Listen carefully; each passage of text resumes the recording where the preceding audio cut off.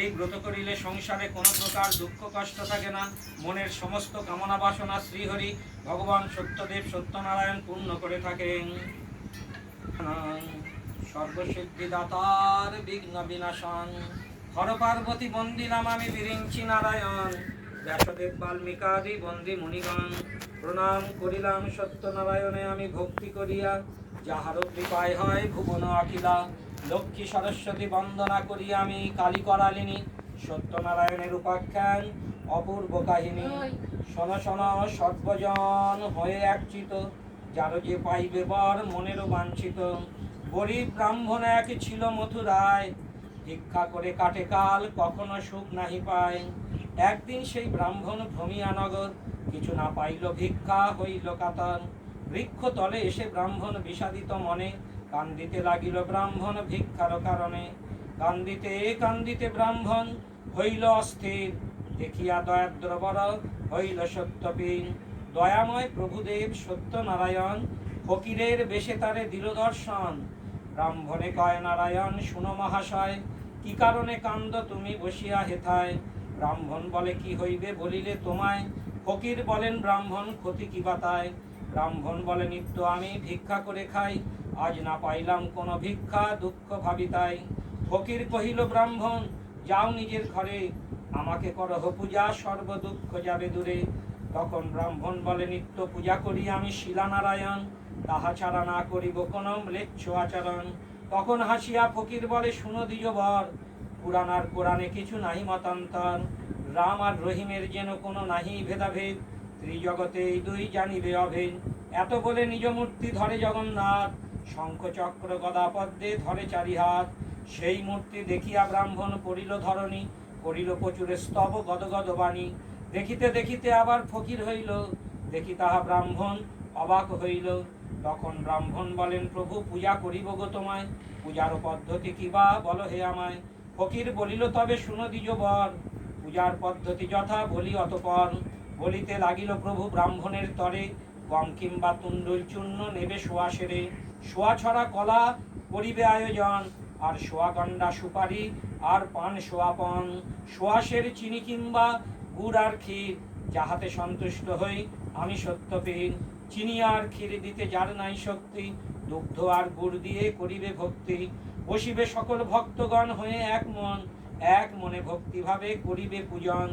পূজা অন্তে এই ব্রত কথা শুনিবে যতনে আর ভক্তিতে করিবে পূজা শাস্ত্রের বিধানে। সত্যপীর বলে সবাই মাথায় দেবে হাত আর নারায়ণ বলে সবাই বারবার করিবে প্রণিপাত। প্রসাদ লইবে সবে শাস্ত্রেরও বিধান এত বলে নারায়ণ হন অন্তর্ধান। তারপর ভক্তিভাবে সেই ব্রাহ্মণ আনন্দিত মনে কিছু ভিক্ষা করে গৃহে হন উপনীত। ব্রাহ্মণী শুনিয়া সবাই হয়ে আনন্দিত পূজার জন্য আয়োজন করে বিধিমত। ভক্তিভাবে পূজা করে ব্রাহ্মণ নারায়ণ পদ প্রভুর কৃপায় ব্রাহ্মণ লভিল কত সম্পদ। কাঠুরিয়া গণেরা সবাই অবাক হয়ে গেল আর ভক্তিভাবে ব্রাহ্মণের জিজ্ঞাসা করিল। ব্রাহ্মণ তাদের বলে বিধান সমস্ত কাঠুরিয়ারাও পুজিবারে হইল বড় ব্যস্ত। সিঁড়ি নিজে করিল তারা সবাই বিধি সহকারে সবার দুঃখ দূর হইল আনন্দ ঘরে ঘরে।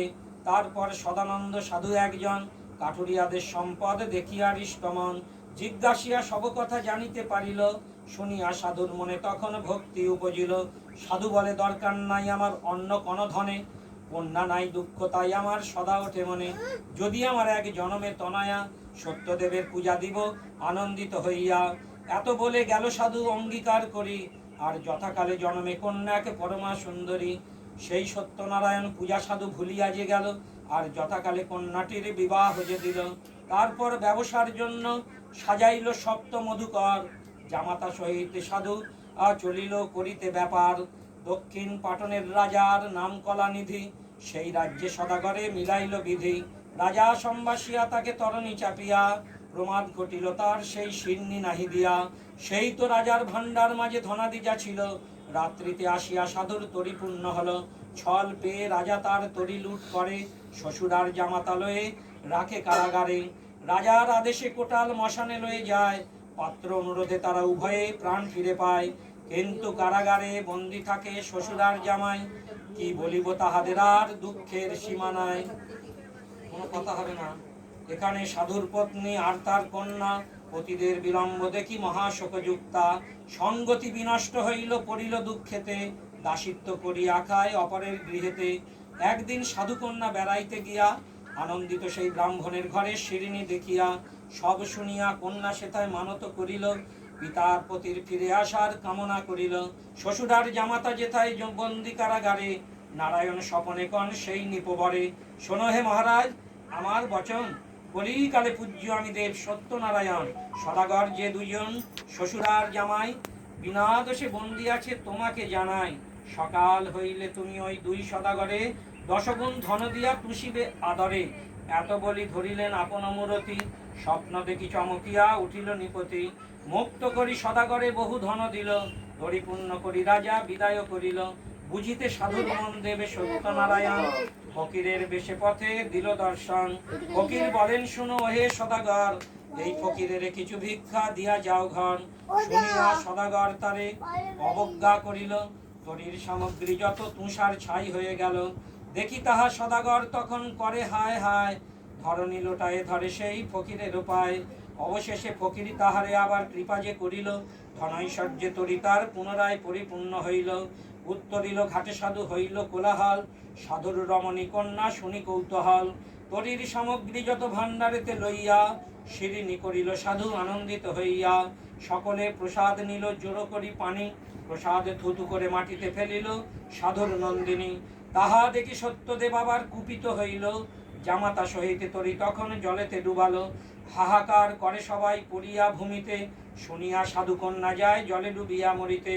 হেন কালে দৈববাণী হইল আচম্বিত, শিরিনী ফেলিয়া কন্যা করিল বিপরীত। শুনিয়া কন্যা সেই সিন্নি আবার মাটি হইতে চাটিয়া খাইল, জামাতা সহিত তরি তখন আবার ভাসিয়া উঠিল। তরির সকল দ্রব্য ভাণ্ডারেতে আনি, করিলে সুয়াসের সোনার শিরিনী। স্বপনে কহিলেন নারায়ণ শুনো সাধু তুমি, সোনা হতে আটায় সন্তুষ্ট হই আমি। স্বপ্ন দেখি সদাগর আবার পরম আনন্দে, আবার আটার সিন্নি করে পূজা সবিশেষে। ক্রমেতে ক্রমেতে প্রচার হলো সবারও আলয়, ভক্তিভাবে পূজা করিলে সকল আশা পূর্ণ হয়।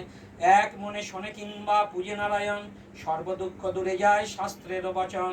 অতএব শোনো ভক্তগণ কেউ করো না কোনো অবহেলা, কে বুঝিতে পারে সেই সত্যনারায়ণের খেলা। স্বামীর সৌভাগ্য যায় রমণী মণ্ডলে, সে হয় প্রাণের সমান একথা শুনিলে।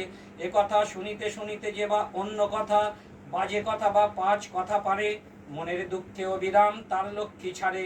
বোঝায় কি করে যারে কামড়ায় কাল সাপে, আর সত্যনারায়ণ ঠাকুর রাগ করিলে রাখিবে কার বাপে। মৃতবৎসা দোষ ঘোচে আর কাকবন্ধা, আর দুর্জনের দুঃখ বাড়ে সত্যনারায়ণ ঠাকুরের নিন্দায়। এই সত্যনারায়ণ ঠাকুর কিছু নয় যেজন বলে, সমনসিকলতার লাগে পায় আর গলে। আর এই শিরিনী মানিয়া যেবা হয় দুই মনা, কখনো না সিদ্ধ হয় তাহার মনের বাসনার কামনা। অতএব সত্যনারায়ণ ঠাকুরে সবাই করহ শরণ, শঙ্করাচার্য ইহা করেছেন রচন।